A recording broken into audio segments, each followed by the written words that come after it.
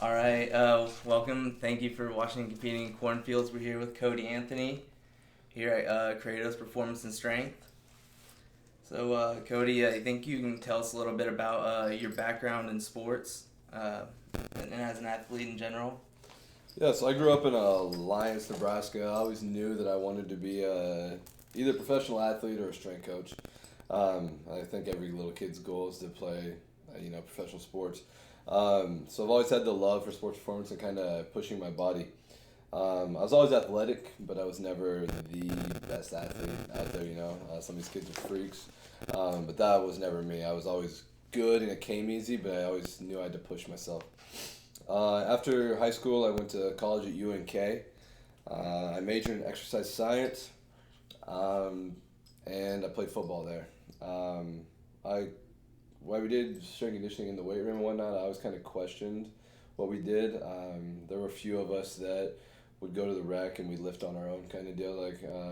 We just always questioned what was going on, what the strength coaches were doing, and kind of thought we could put our own spin on things. So that's kind of how I started trying to get into the field a little bit. So I guess after that I graduated and I came to Nebraska, and I did some strength conditioning for the Huskers basketball team and volleyball and whatnot, and wrestlers as well. I love the way the wrestlers worked. You could tell them to do something, they're just going to go all out. A lot of your basketball and other sports, they think that they're going to get bulky, or they think it's going to slow them down or whatever. So that's kind of what's drawn me to the MMA field a little bit, is that experience with wrestlers at Nebraska. So What made me think about something is whenever you guys were in college and you were kind of maybe questioning some things here and there with the strength and conditioning, where were you kind of getting that information at that time? I mean, I don't know. I guess it just kind of came to you. I mean, it was actually one of my buddies that was questioning with me. He owns a gym in Colorado. Another buddy he's actually a chiropractor in Montana, and we kind of I don't know. It just didn't feel correct. Like the bodybuilding type workouts just didn't feel like what we should be doing. As well as, I mean, you could see a kid doing terrible Olympic lifting form, where they're not getting their hips through and they're doing all upper body and whatnot. And I mean, those kind of, just looking at that and kind of understanding the body, understanding concepts, you kind of have an idea that maybe that's not what's best for an athlete to be doing. So Yeah. so yeah.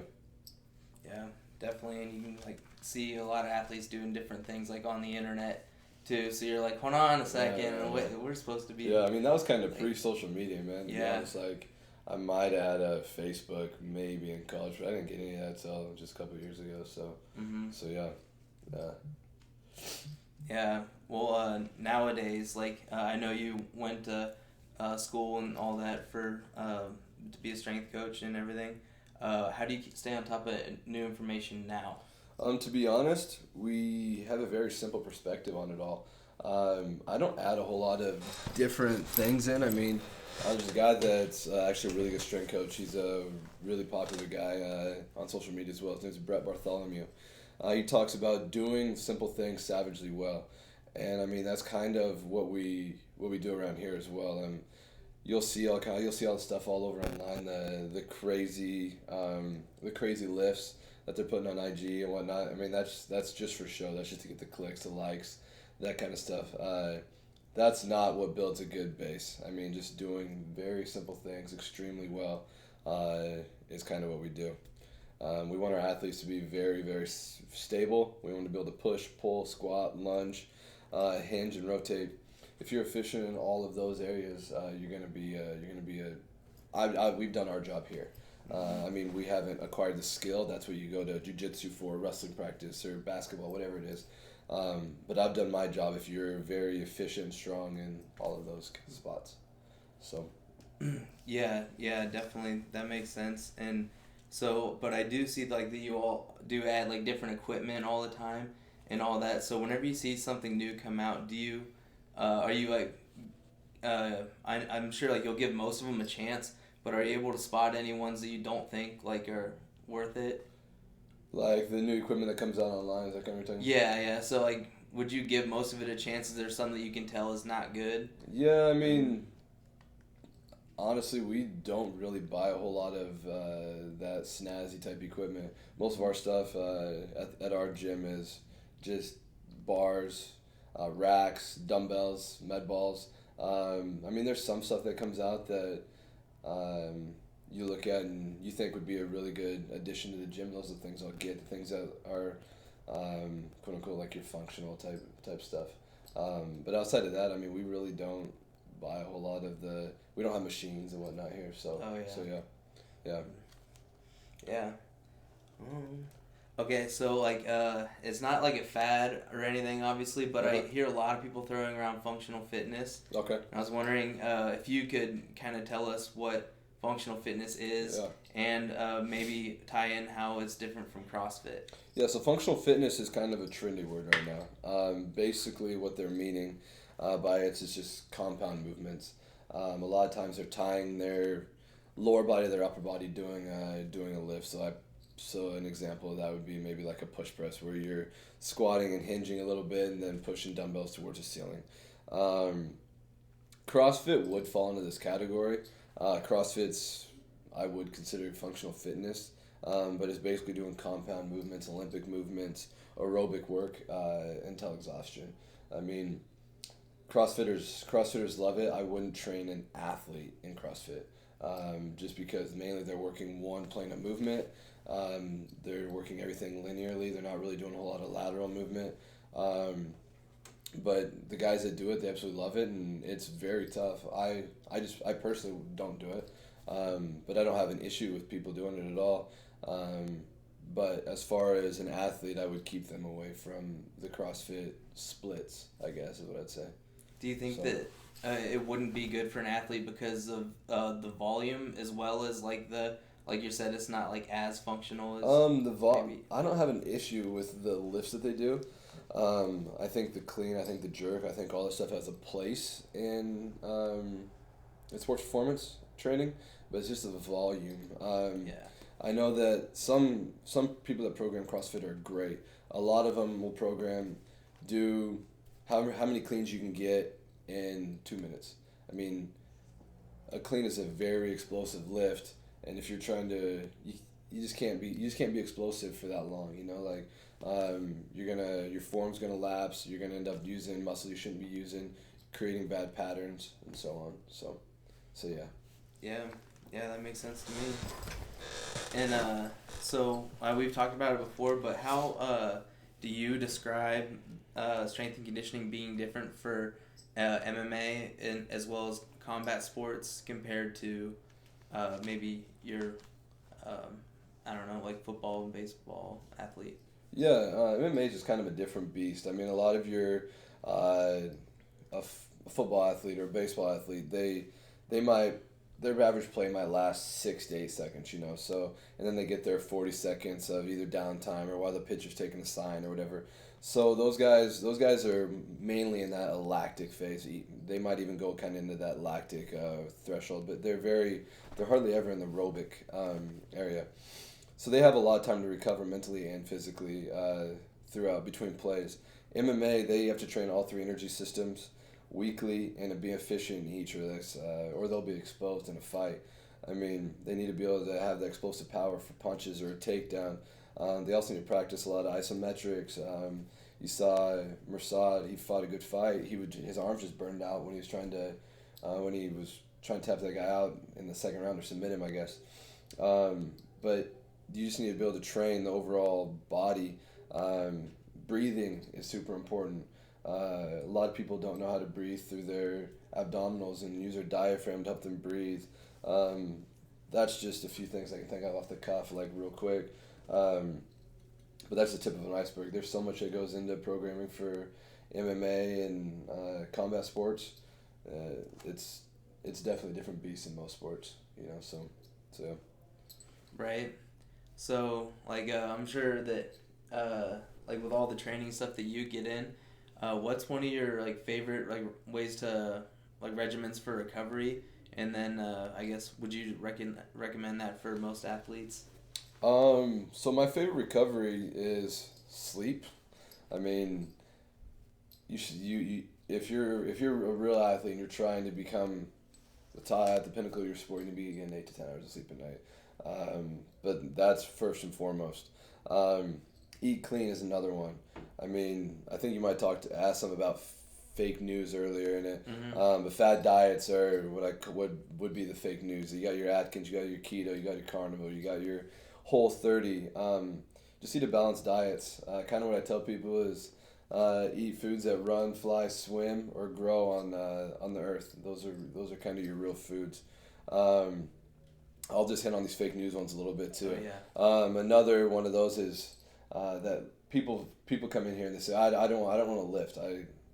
Lifting's gonna make me big and slow. That's ridiculous. Lifting with intent's gonna make you super explosive. And the last one is that people feel like if they run, I hear this all the time. I'm gonna run. It's gonna get me into fight shape. Running will work your aerobic system, but that's only one of the 3 systems. You have to be working all of them. If you're gonna count on your aerobic system pulling through for you, you better hope that you're fighting in a championship fight. So the last 3, or minute 3 through 5 are gonna be your kind of aerobic capacity, which is important. I'm not saying that being in good aerobic shape isn't important, but you better be in good anaerobic shape as well. So, as well as some other kind of recovery modalities would be drink lots of water. Everybody should be drinking a ton of water. You need to drink before you come into the gym. You need to be drinking during your gym session. You be drinking after your gym session. If you're thirsty, you're already behind the ball. You're probably already a little bit dehydrated. Check your pee color. If it's dark yellow, you're definitely dehydrated. It should be clear, super light yellow. Active recovery, so foam rolling. Hypervolt, mobility routines, any of that stuff. Those are all super easy ways to help with recovery. Chiropractic. I know a lot of people are anti-chiropractic, but chiropractic does help. Massage helps. Acupuncture. All these different things help the body a lot. The one thing that drives me crazy is people are so willing to go to the bar and spend $50, or so willing to go eat junk food and spend money on this and that. But they look at play video games, buy a new TV, whatever it is. But they look at buying a foam roller, or look at training, or look at chiropractic, or any of that stuff is, oh, I don't have the money to do that. It's just priorities, man. Like, if you're super serious about what you want to do and the goals that you have, and if you want to be in the NFL or the UFC or whatever it may be, you have to take care of your body and spend money on your body versus spending money on stuff that's going to tear your body down. So yeah, Recovery, just like a little bit of all the methods and another big one's mindset. A lot of people don't train their mind. They're always stressed. They're this and that. I mean, that's a big thing that we talk to people about. Is we actually have it up here on our board. We have the fix versus growth mindset. The growth is where they're always wanting to get better. They're not afraid of someone coming in and telling them they're wrong, because like I said, we have that up there. I post about that stuff a lot on social and whatnot too. So just all of that is kind of what we talk about. We drill recovery on our athletes all the time. So yeah. Yeah. One thing that just came to mind, cool down after your workout. I didn't realize that was as important as it maybe is, like, just to kick off your recovery. Yeah. I mean, we want all of our people, right, post workout to get on a foam roller and just get their heart rate down a little bit, get their nutrition in. So whether it's a protein shake or whatever you're gonna, chocolate milk, whatever you're gonna drink post workout or eat post workout, and then just getting your heart rate down and start the recovery process right afterwards. It's important for sure. Yeah, maybe some breathing as well. Yeah. I mean, you can, like when you were with me, I mean, we trained breathing a lot. You can lay on your back and work on that diaphragm breathing.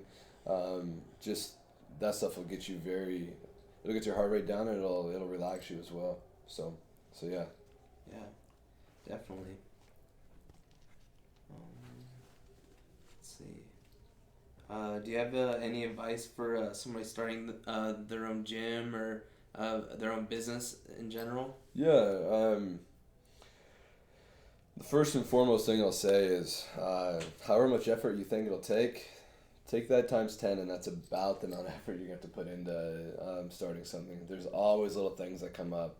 I mean, you put together your business plan, you think it's going to run smooth, you think you're going to make this amount your first 6 months. Take however much effort you think it's going to be and multiply it by 10. Also, cost. If you think it's going to cost you $100,000, it's going to cost you way more than that, because you don't think about the small things, and those small things add up. So that's kind of the first thing. Create systems for everything, whether it's billing, whether it's training methods.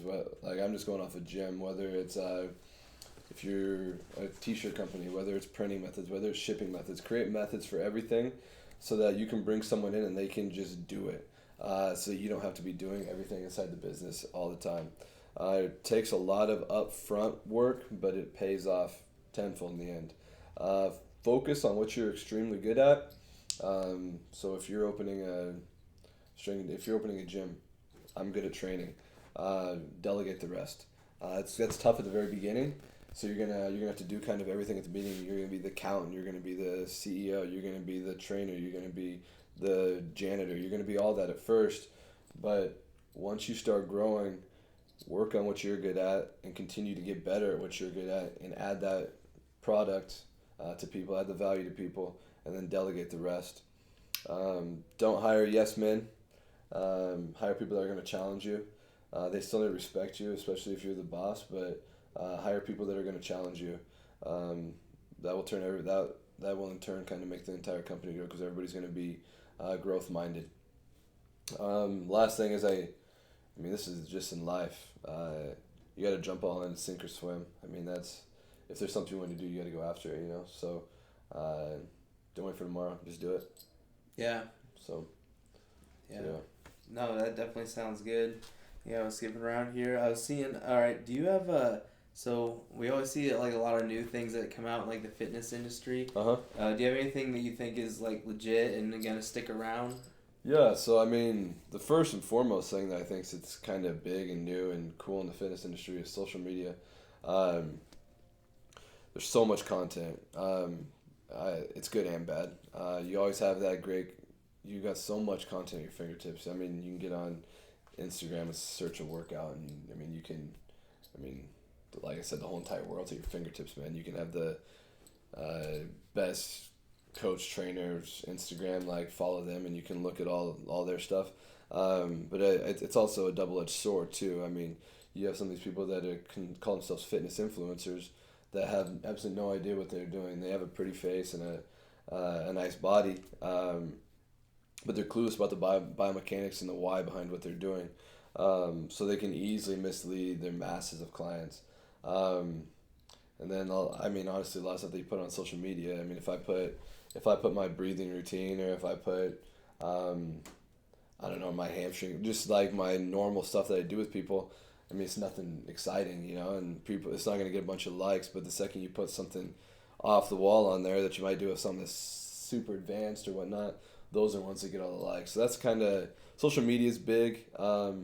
Another one is all the data we have. I'm not exactly sure what's going to happen with it all, but everybody's got you're not wearing one, but everybody's got a Fitbit, everybody's got a Garmin, everybody's got a iWatch, Whoop, and all that data is collecting in on your phones, and somebody's doing something with it. So all that data is going to be, I think they're going to do something with all that data here in the future.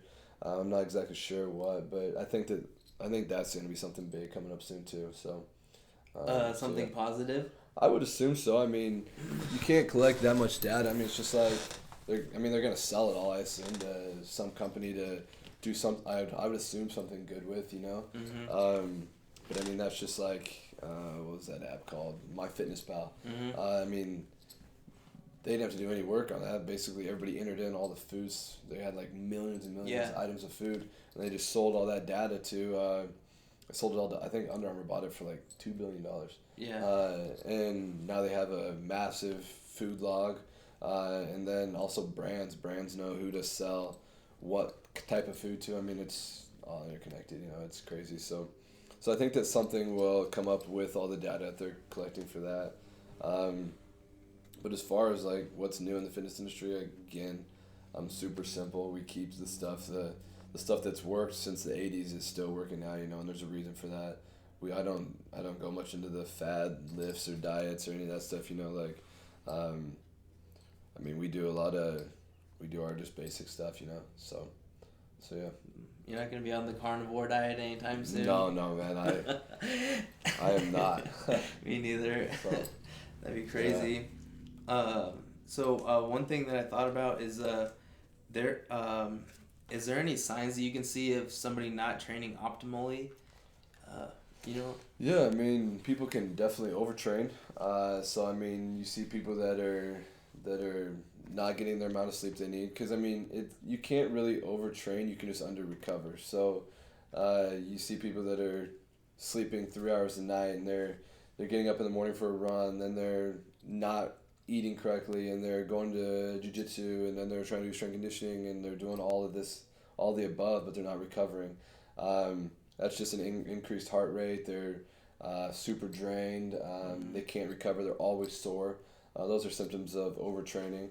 Then, I mean, you get a lot of people that aren't training correctly because they're just not working hard, They think they're working hard, but they take 5 minutes between sets or whatever it may be, so they're just not training correctly. And then, obviously, I'll come back to it again, training in the right, proper energy system. I mean, if I have my lactic, and my aerobic days for my combat guys, and you have to take the amount of rest, and then have the amount of work time and the proper loads, and this changed drastically from anaerobic to your aerobic days. So, I mean, those are kind of the signs I look for, So, I mean, if we have a heart rate monitor on you and you're running, your heart rate can't get down. I mean, I'm gonna ask you if you've been sleeping correctly,